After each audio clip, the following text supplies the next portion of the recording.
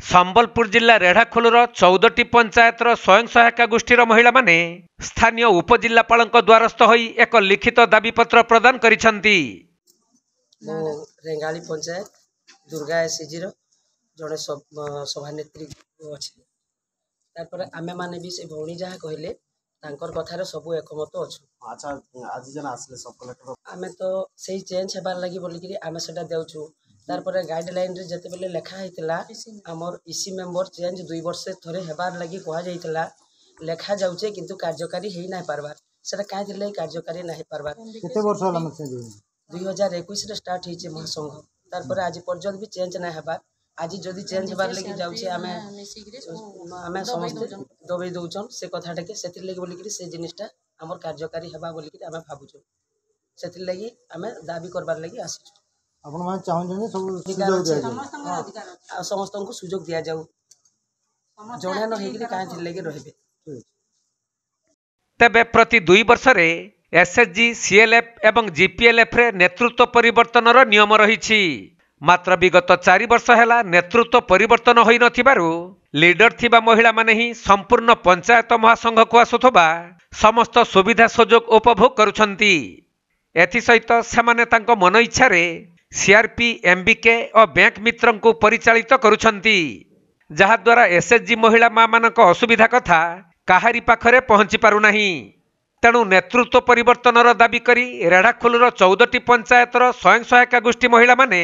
स्थानीय उपजिल्लापाल समेत BDO GPM BPM और अन्य अधिकारी को लिखित अभियोग करिसेंती। हमर पंचायत लेवल रे जो महासंघ अछि से महासंघर प्रेसिडेंट सेक्रेटरी मान को चेंज करबार गोटे नियम अच्छे 2 वर्ष रे प्रति 2 वर्ष रे थरे चेंज करबार कथा किंतु सेटा 4 वर्ष हे गला 4 वर्ष परे भी सेटा चेंज करबार किछि गोटे हेला नै तार ऊपर किछि गोटे नेले नै पदक्षेप सरकार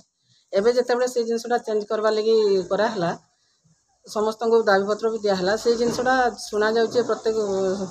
संवाद रे आसीचे जे सने कहउचन से जिनसटा के दबे दे है आउ तार उपरे किछि जदि सरकार किछि भी नै करन से जिनस के दबे दिया जेबो ताले आज आमे सब दाबी पत्र दउछु कलेक्टर सब कलेक्टर वीडियो आईसीडीएस ऑफिस रे हम डीएसडब्ल्यू समस्त को दिया होजे दाबी पत्र से दाबी पत्र देला परे हम उपरे सरकार कोन पदक्षेप नउचंती से उपरे हम देखिकरी तापर आकु हम जा हबा योजना करिकरी हम गोष्ठीर समस्त मां माने आके बढ़वा लगे जे माने रहउचन स्थायी सब रहउचन असुविधा होउची काई हमर तो गुटे नियम अछि ना प्रति वर्ष एदे हमर पंचायत लेवल रे भी हम सरपंच समिति मेंबर सब इलेक्शन हेबी प्रति 5 वर्ष रे थरे हमर एमपी एमएलए भी प्रति 5 वर्ष रे पारजे हमर जे अछि गुटे लॉ जे लॉटा तयारी हेचे प्रति 2 वर्ष रे थरे हेबा लागि सेटा काइली ना हेबा हमें मां माने काइली से जिनसटा आज जणे मां काइली रहि पारबा सेतरे समस्त आज तो समस्त मां एजुकेटेड ही पारले न समस्त की आके जीवाली आहुरी भी किछि तार माध्यम रे से किछि भी देखै पारबा के पंचायत स्तर रे हो किबा ब्लॉक स्तर रे हो किबा डिस्ट्रिक्ट स्तर रे जे कोनसी स्तर के जे पहुंची पारला परे निश्चित भाव रे से किछि अधिका भी कार्यक्रम करबा लागि सरकार सार मिसी करी हमरे महिला यूनियन को आउटी से आके बढ़ावा लागि चेष्टा भी करि पारे से जिनसटा हम कहि भी नै पारु किंतु से जिनसटा हेई सारला परे कोन करा जिवो तापर से जिनसटा से ही से प्रतिक्रिया माध्यम रे देखि पारबा।